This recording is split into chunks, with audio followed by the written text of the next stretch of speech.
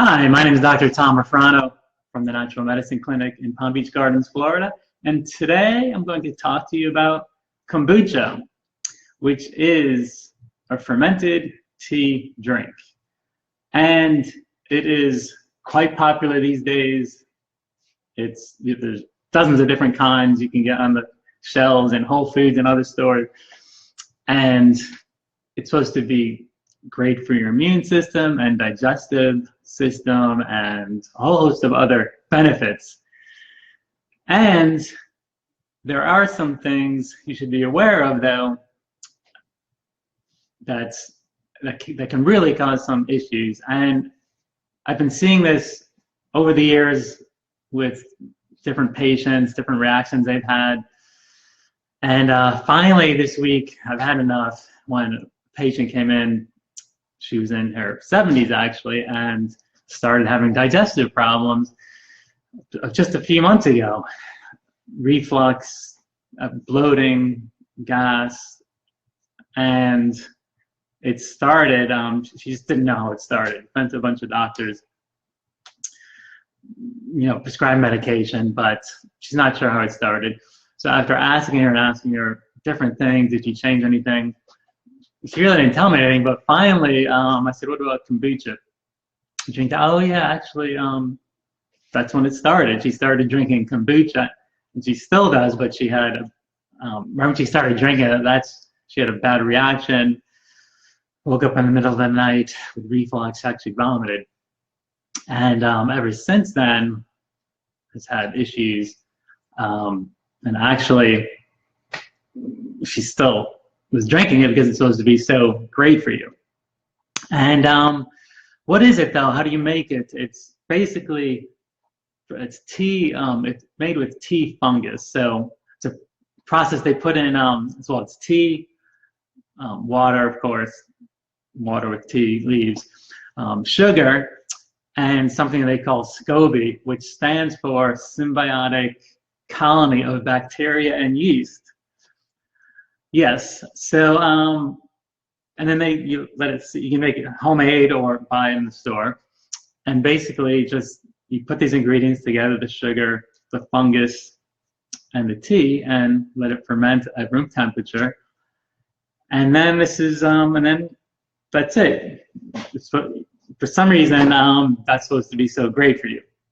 Well, it can be good for some people, but I've just found over and over, since a lot of the patients I treat have yeast issues already, candida and other yeast sensitivities and overgrowth, this kombucha can actually flare this up and make someone a lot worse.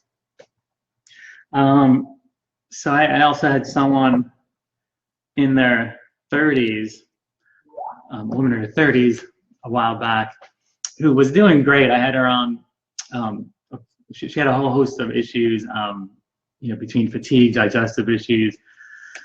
And so she was doing great. I had her on the free diet, different supplements. So she was doing great. And then she started having, it was a few months into this, she started having sores in her mouth, white sores in her tongue and the back of her throat. And her tongue was swollen. She was like flipping out about it. So understandably so, because she had been doing so great. And after asking her again a number of questions, what's going on, she actually also started drinking 2 bottles a week of kombucha before this started. So, and then when I told her to stop and then recommended some things she'd do to clear it up, that got better, and it has never come back since. So why is it supposed to be so great for you, and then so many other people react to it? Well, first of all, kombucha has yeast in it, of course, and bacteria both. So for some people, it can be good, but for some people, they can react to it. And each kombucha has different types of bacteria, different types of yeast. So some people may do fine with certain kinds and not others. But I just find that anyone with digestive issues, fatigue, brain fog, skin issues, or these are all symptoms of yeast overgrowth. You can have a bad reaction because kombucha actually feeds it. Just like they're the same cultures they use for kombucha, the bacterial and yeast cultures, this fungus, you know, they use those same cultures for brewing beer and wine. Excuse me. So if someone, you know, if someone is sensitive to beer, wine, or champagne, they're typically maybe sensitive to kombucha as well. So besides the yeast and bacteria in kombucha that you can react to, well, there's also sugar in it, obviously, and some have much more than others. Some bottles of kombucha have like 28 grams of sugar, and others have, you know, varying degrees of less. But nevertheless, that's something you can react to too, especially if you have yeast overgrowth or candida. Since that, you can have a reaction to that, as you're supposed to be avoiding sugar. And then as far as alcohol, kombucha has alcohol in it, and that's with varying degrees as well. There's a while back, even Whole Foods was forced to remove all the kombucha from their shelves because when it was tested, they found some had very high levels of alcohol, making it legally an alcoholic beverage. And so that created a whole thing. So certain, like I said, certain kombuchas have more than others. And some actually now say, you know, for over the ages of 21, and you can actually get carded when you buy some kinds of kombucha. So people can react to that as well, the alcohol levels. And then some kombuchas also have various degrees of heavy metals or fluoride, depending what water was used to make it. You know, very high levels, depending on the container that was used, especially with home brewed, and like I said, the water source. But all in all, if you're having any issues with yeast overgrowth, which includes, like I said, eczema, acne, or like athlete's foot, cracked heels, itchiness, different parts of your body, sinus congestion, brain fog, anxiety, digestive issues, of course, bloating, gas, reflux. You know, if you have a lot of these signs and symptoms, then kombucha may make you worse. And how do you know? Well, I would say if you're clear of these symptoms and feeling pretty good, and that's what we do when someone, say, in phase 2 or 3, I would say the free diet, once they're feeling really good and a lot of these symptoms are cleared up, we start adding foods back one at a time, kombucha being one of them, and then they can see firsthand if they want to add that back, they can see firsthand if they get any gas, bloating, reflux, skin flare-ups, lesions in their tongue, sinus congestion, brain fog. You know, see if any of those things come back, and then this way you can tell if you are fine with it or if it's going to cause issues.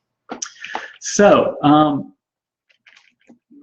what I would suggest, if you're not a candidate for using kombucha and you want the benefits of the healthy bacteria, you know, the good guys, the good bacteria in your system, then I would use a good quality probiotic.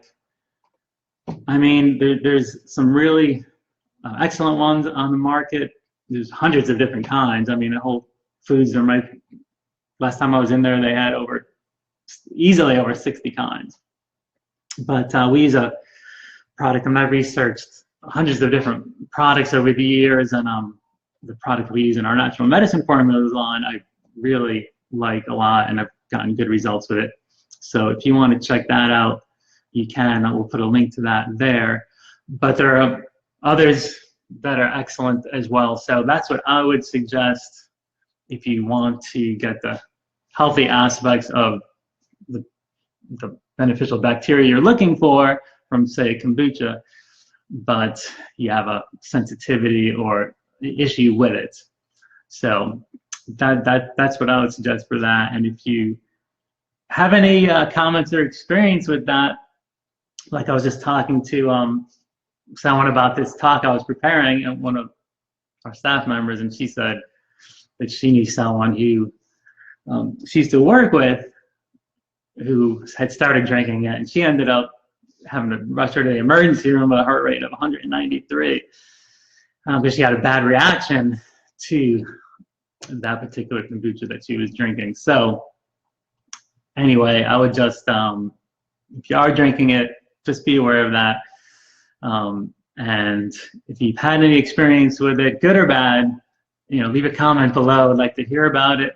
And if you have any other questions, feel free to contact us as well.